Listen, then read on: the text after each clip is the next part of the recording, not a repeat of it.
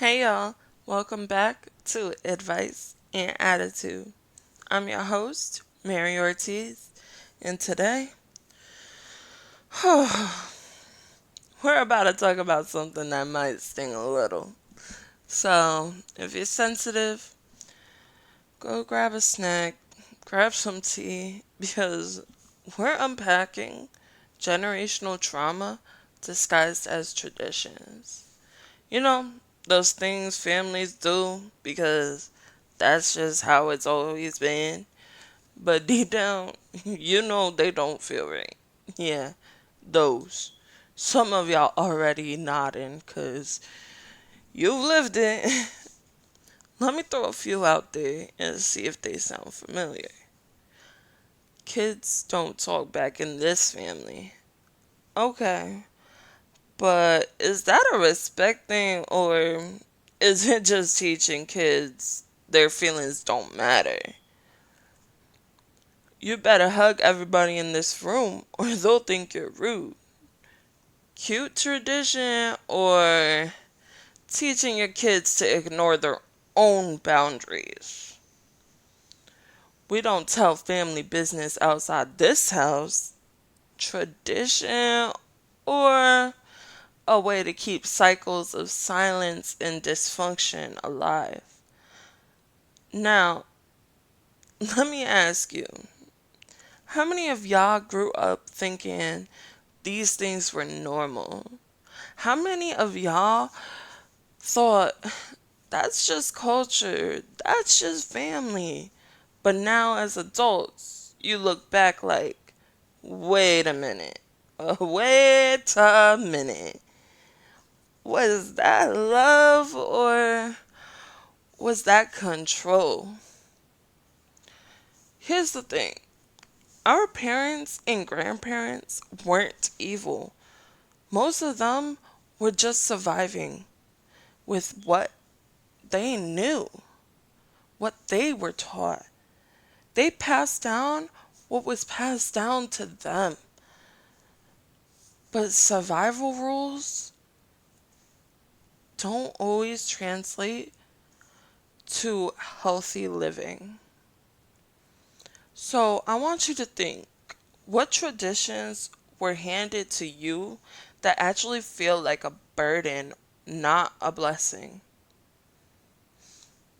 I'll be real with y'all. When I became a mom, I caught myself repeating stuff I swore I hated hearing.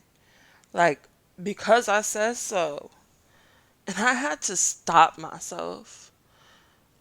I had to take a moment and realize, or really ask myself, is this me talking or is this me channeling my mom? And if I don't check it, am I about to pass the same thing to my child?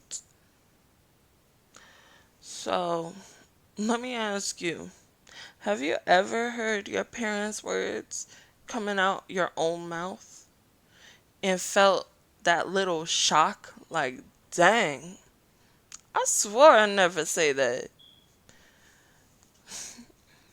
So, how do we know if something's a tradition or trauma in disguise?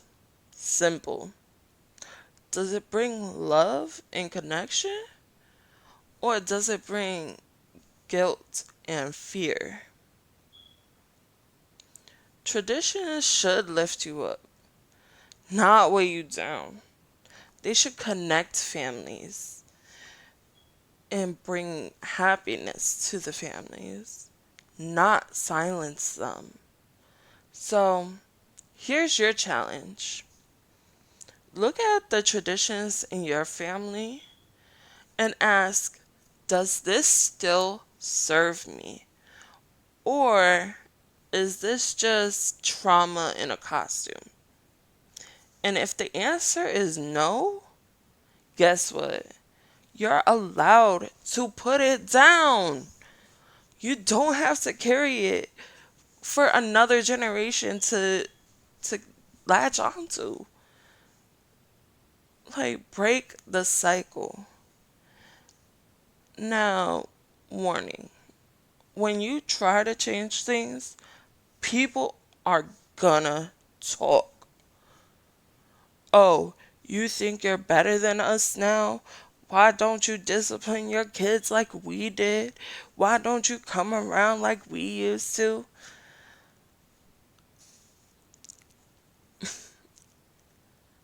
Let me flip that back on you.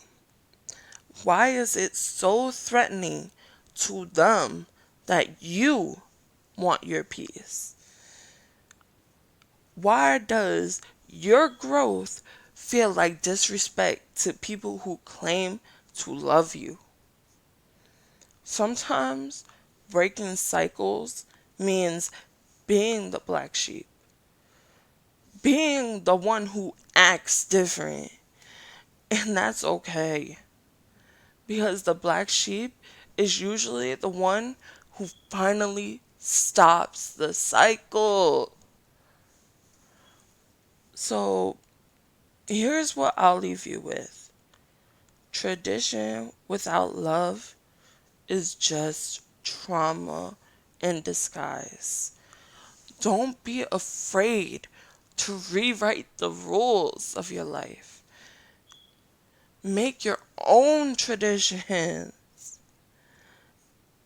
and make sure that you bring love and happiness to you and your family from now on, and not passing on this generational trauma.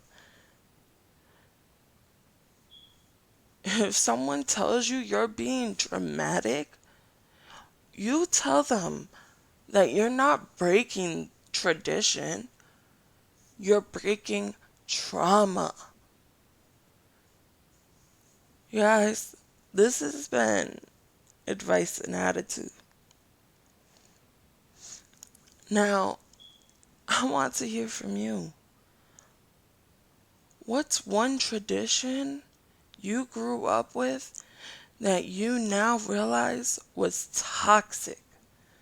And what's a new tradition you're creating for yourself or your family?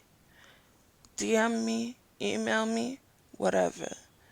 Let's talk about it, because healing is the tradition we're passing down from here on out. I love you guys. Till next week. Bye.